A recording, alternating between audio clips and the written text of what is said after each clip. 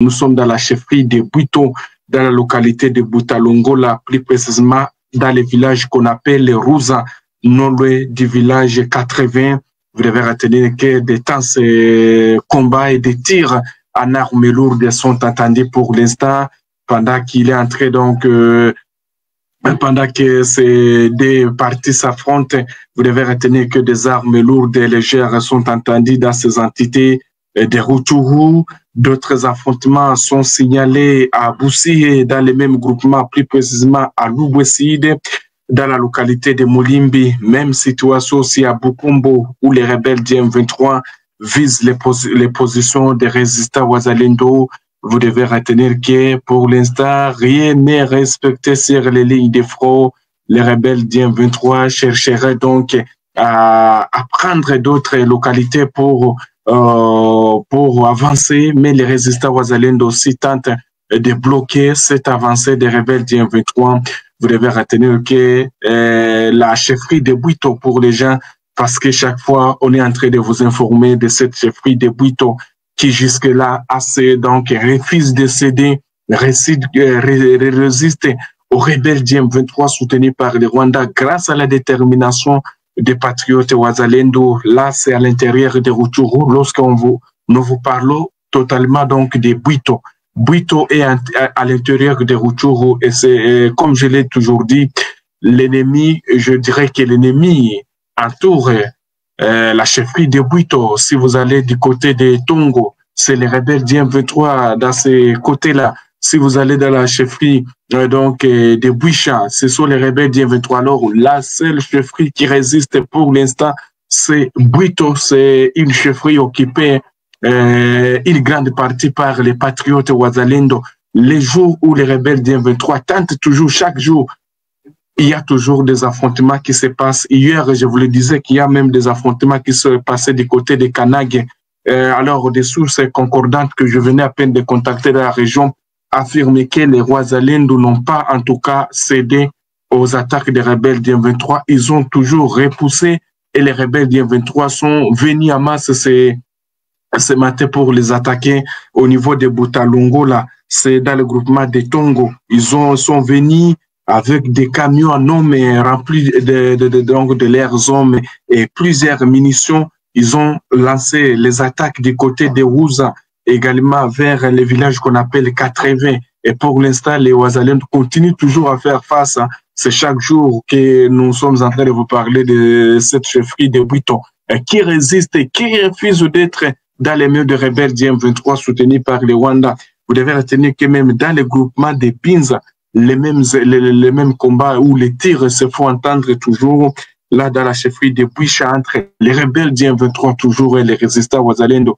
Vous verrez que malgré les pourparlers qui se poursuivent du côté de Doha entre les rebelles du M23 soutenus par l'armée rwandaise et les résistants, donc et les gouvernements congolais, les rebelles ne parviennent pas toujours à comprendre ou donc à respecter leurs engagements. Imaginez-vous, c'était une grande résistance aussi des Wazalendo. Donc la chefferie de Bwito allait aussi être prise comme ça dans les mains de rebelles du M23 soutenus par les Rwanda. Mais une détermination, la conscience également est là de ne pas céder, de ne pas donc laisser les rebelles du M23 faire leur loi sur les habitats. Il n'y a pas de cela où donc des rapports de Human Rights ont pointé même les rebelles du M23 d'avoir mis fin à la vie de 100 à 40 personnes. Donc, vous verrez que à peu près c'est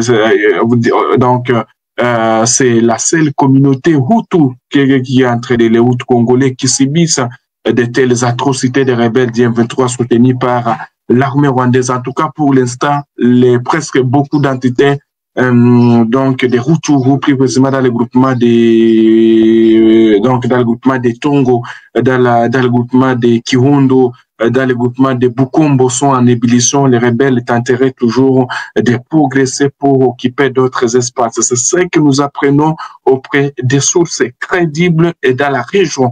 Alors, comme nous sommes en train de vous parler toujours de cette situation de l'Est de la République démocratique du Congo, la RDC qui est agressée par le Rwanda, ce n'est pas caché. Toutes les puissances mondiales et même la communauté internationale est informée que la RDC est agressée par son voisin, le Rwanda, même si certains politiciens qui ont eu des postes clés dans ces pays, qui ne parviennent pas donc à dénoncer ce que les rebelles du M23 et leurs alliés rwandais sont en train de faire dans l'est de la République démocratique du Congo, plus précisément dans les Rutshuru, Masisi, Nyiragongo, Lubero, également dans la province du Sud Kivu. C'est le même calvaire que la population est en train de traverser. La résistance aussi côté là, quand nous parlons de surtout des CMC-FDP, c'est un groupe de défense dirigé par le général Dominique Ndaroute qui continue à contenir les attaques de rebelles du M23 dans les territoires de Rutshuru. Vous devez retenir que depuis 2022, les rebelles du M23 ont tenté la chefferie de Rutshuru. Oui, c'est vrai, nous avons une délégation à Doha. Nous l'avons assumé officiellement. La délégation est là pour discuter, nous avons dit, c'est pour discuter uniquement des mécanismes de cessez-le-feu et des mécanismes de libération des prisonniers. Point trait. Lorsque nous finirons cette étape-là, nous pourrons passer à autre chose. Et nous avons tenu à spécifier dans le mandat que nous avons donné à notre délégation, qui est constituée de 2 personnes, nous l'avons réduite à 2 personnes, parce que nous pensions que ces questions-là, qui étaient plus techniques que politiques, ne nécessitaient pas un groupe de 4, 5, 6 personnes comme nous avons l'habitude de faire.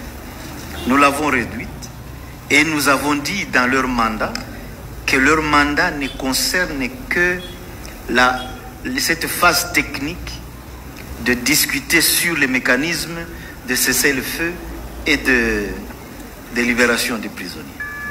Donc nous avons été précis à ce stade et que donc personne ne les prendra en otage là-bas pour discuter sur ce fameux projet que vous avez vu circuler et qui vient de Kinshasa, je vous le confirme, c'est Kinshasa qui propose ces projets-là. Okay, les calmes règnent dans les territoires des Masisi, pas d'affrontement signalé ces derniers temps.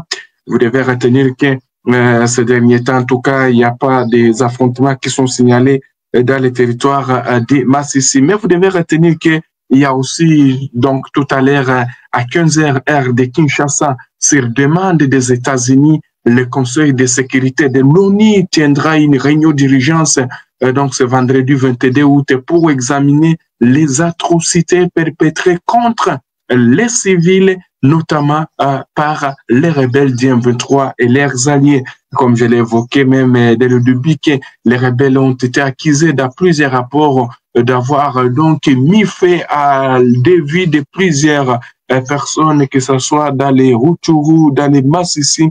Alors, c'est une demande des Nations Unies, donc c'est une demande des États-Unis, le Conseil de sécurité, donc le Conseil où donc l'ONU va tenir une réunion d'urgence, attendant qu'est-ce qui va sortir de cette réunion qui va être tenue tout à l'heure à 15h de Kinshasa au siège des Nations Unies du côté de New York. Est-ce qu'il y aura des nouvelles sanctions contre certains responsables des rebelles du M23, puisque voire même certains responsables de l'armée rwandaise, parce que certains responsables de l'armée rwandaise sont inculpés d'être aux côtés des rebelles du M23 et leurs alliés dans la guerre qui se passe dans l'est de la République démocratique du Congo. Nous sommes arrivés à la fin de cette édition. Merci à vous de nous avoir suivis jusqu'ici. Si vous avez apprécié ces contenus, n'oubliez pas de vous abonner à notre chaîne, d'activer la cloche de notification pour ne rien manquer de nos prochaines vidéos. Likez et partagez cette vidéo. On se retrouve très prochainement. À bientôt.